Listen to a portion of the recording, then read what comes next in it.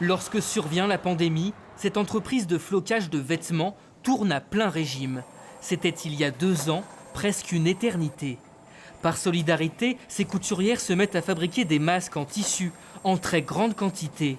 400 000 au total, vendus aux entreprises locales et aux pharmacies sans bénéfice.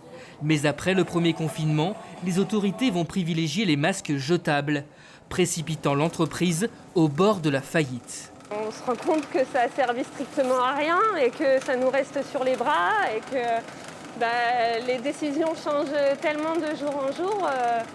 On se retrouve avec un stock qui ne sert strictement à rien et on a l'impression d'avoir travaillé pour rien en fait. En 2 ans, le chef d'entreprise a dû se séparer de 22 de ses 30 salariés. Depuis, on subit, on s'endette, on licencie, à titre perso, j'ai mis en vente ma maison, j'ai réinjecté tout ce que je pouvais avoir. C'est un vestige du passé qu'il préférerait oublier.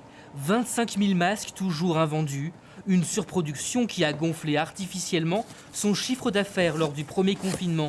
Conséquence, il n'a droit depuis à aucune aide. Ça, c'est des masques qui datent de mai 2020. Et en fait, on a fait un chiffre d'affaires important en mai 2020, 500 000 €, mais sans gagner 1 centime dessus, ou quasiment pas.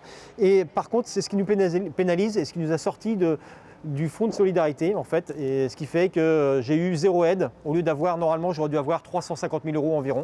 Le pire, c'est que Vincent aurait pu être éligible au fonds de solidarité mis en place par l'État s'il n'avait pas déclaré avoir travaillé pendant le premier confinement. Si on n'est pas coché cette case, et a priori on est en droit de ne pas la cocher, puisqu'on peut estimer que c'était de la vente à emporter par exemple, si on n'est pas coché cette case, il y aurait encore 30 salariés, il y aurait encore une activité, on vivrait bien, normalement, on se développerait, on créerait, on avancerait. J'ai coché la case qu'il ne fallait pas.